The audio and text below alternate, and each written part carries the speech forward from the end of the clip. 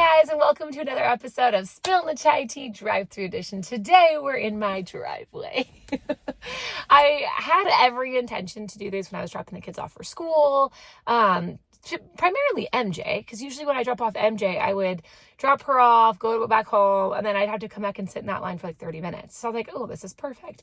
But then she went on summer break. So I'm currently hiding from all my children. They're inside getting ready for school. And I thought, let's go take 5 minutes and go out into the driveway, drink my coffee, and yeah.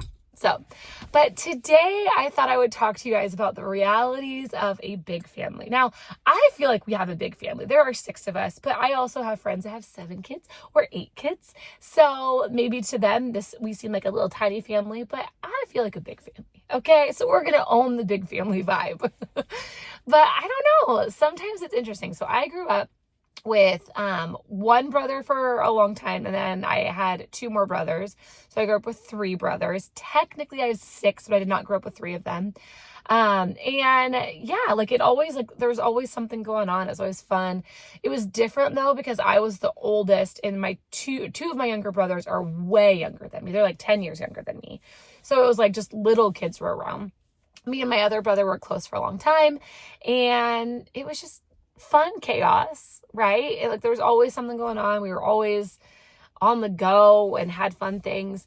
But it was different because like I always felt very paid attention to. I felt like my mom was always like, I was the only girl. So I definitely felt spoiled in that sense, but I was also like the little mom.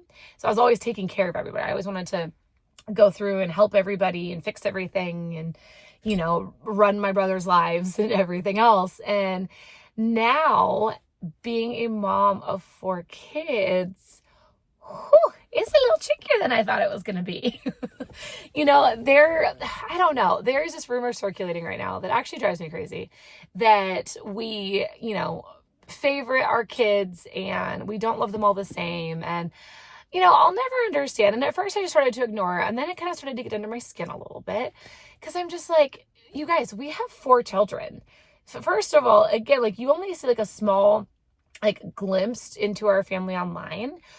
Number 1, my family has the driest humor ever. So half the time they're like, oh, all right, cool. You don't love me? All right, bye. Like we're kidding, right? And like we're being silly. And then I don't know, like you're seeing little bits, and not all of my kids want to be in videos, and people go based off of that and they make these big assumptions about our family, but it's not true. Number 1, do we love our kids equally to the best of our ability? Yes. Love them equally? Yes. Show them love 100% equally? No, because we're imperfect. Like we do our best to give them all quality time, to love on them, but there's 4. It is difficult. So I thought I would share with you guys some of the things that we do to intentionally love all of our children individually well. All right. Number 1 is we haven't done this in a little while because sports got really crazy, and they have sports every night from 8 to 9, and then sometimes also from 5 to 6:15. But when we're not in sports seasons, we have something called special time. Now, special time is every day, every night, you get about 20 minutes, which I know does not seem long, but you get 20 minutes of uninterrupted mom and dad time. During that time, you choose. We can watch TikToks. We can just talk. We can go for a walk. We can play a quick card game. Like it's whatever you choose. It's like typically it's always like Monday through Friday, and it cycles a different kid every single night. And we started doing that when they were little because I could tell some of our kids didn't feel like they were getting the quality time, because the hard thing is spending family time we're really good at and we really prioritize. Because I always want to be with my kids. Like we go out to dinner a lot, or we go out and do like fun movies, or, like we spend a lot of group time together. The one-on-one time is hard because again, there are 6 of us. And so giving everyone like their one-on-one time is time consuming. And as a mom, like things fall through the cracks, and I don't ever want like a child to fall through the cracks and for them to feel like they don't get the kind of time that they need. So we started special time, and I loved it. I actually got it from another influencer. Her name is Jordan Page from Fun Cheaper Free. And she had talked about it, and I was like, oh, like what a cool idea. Like, and she did that with her kids. And I think they did like 15 minutes or 30 minutes or something like that. But I loved it. And we started doing that, and all of our kids loved it. They would always like, each would kind of have like their own thing that they would typically do on their nights. And it was really nice. I'm excited. We're going to start that back up again in the summer when sports really calm down. And it's just a fun, really simple little way to show them you love them. The other thing is daddy dates. So, I'm sorry, I'm not allowed to call them that anymore. Dad hangout time, I think is what I'm allowed to call them. My kids have very strict rules on no daddy dates. But my husband travels for work. And he typically will go, like, I would say like a couple weekends a month. He'll go to a different place, and he goes and speaks at different churches. And he started taking the kids. And so they have a rotation. MJ is not in the rotation yet. She has to get a little bit bigger. But the boys all have a rotation with Joel. And so I think next up is Levi right now. And he'll go on the dad trip. And it's an entire weekend, just him and Joel. They get to go spend time together.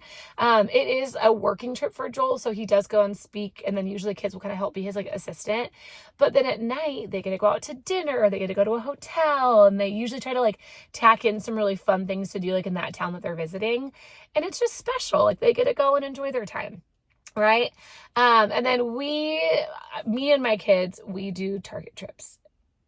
That's what we do. We do Target trips. We go to Target, and we kind of take turns on who gets to go. Usually Emmy's with us because she's little. But we try to take turns, and then they go and they get something special, and, again, just someone on time. So I don't know though. There is just this responsibility online where everyone wants to see and like prove that you are a perfect parent.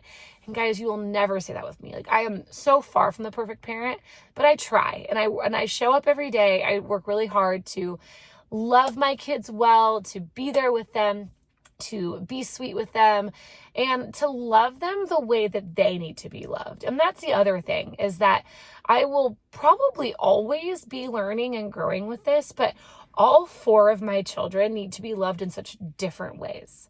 Like Levi wants quality time. He wants to cuddle. Like he's a total like physical affection kind of person. But he's also quality time. So he has like multiples, right? Lucas is like, let's go do something. Let's go watch a movie. Let's go play basketball. Liam is like a words kid. Like he wants to talk to you, and he wants to talk your ear off. I think he's also kind of quality time. MJ is in all of the above. Like she wants cuddles. She wants you tell her she's amazing. She wants to spend time with you. And a big gifts person as well. So part of it is it's all of us consistently learning how to love each other well, how to love according to their own love languages, and being open if we're not doing it well. And this summer we're going to start back with 2 other things. Number 1, family meetings. I know they sound cheesy, but I think it's really important to give your kids an opportunity to just talk and to say, hey, this happened this week and I didn't like it. And so I don't think a lot of us grew up in that generation where we were able to, and I want my kids to have that ability and to be able to speak up. So we're going to start back up with family meetings probably once a week this summer, especially because the summers are really busy and we're always at 100 different places. The other thing is that we're going to start back up with counseling, and we've always done individual counseling, but I really wanted us to start doing like family counseling, even if it's just like once a month. Have once a month family counseling, and be able to have a counselor as a resource to help us learn to listen better, right? Like our family can talk. Like we are all very strong personalities. One thing my family does not do as well sometimes is listen. And that's something that we can always grow on. We work really hard on it. We try really hard. We try our best, but it's something that it's a learned skill.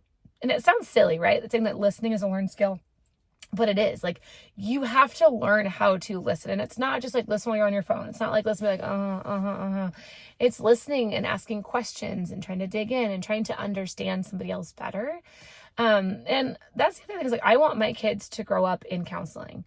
I did not grow up in counseling, but counseling is a big part of my life as an adult. And I think that it's helped me to be a better person. It's helped me not to internalize things. It's helped me to be able to admit that I'm not perfect. I'm not always going to do things like 100% the right way or the best way. And that's okay, because as people, we are constantly evolving and we're constantly learning. And I want my kids to just have the freedom to mess up and to say I'm not perfect, and to say I can figure things out, and we can dig in and process, and I can ask for help. right? Like I ask for help a lot. Like I'm on anxiety meds because I couldn't do it by myself and I was struggling. I have a house cleaner that comes in once a week and helps me deep clean because cleaning is not the easiest thing for me. And my house is constantly like a big mess. Right. And so she comes in and she's like become one of our friends. She's like, we chat, we know each other's lives. She brings her kids sometimes. Our kids are all friends. Like it's nice. We're able to have a community where everyone chips in. Joel and I help out with each other all the time. My kids, I help out. Like we all do things to help each other. And I think being able to say, hey, I need help. I can't do this. You need to sometimes. So that is a little bit of kind of our family. If you guys have questions and want to know more about some of our boundaries or how we kind of function as a big family, I would love, love, love to answer your questions. So pop them in the comments and I'll see you guys later. I got to go get these kids ready for school. So bye.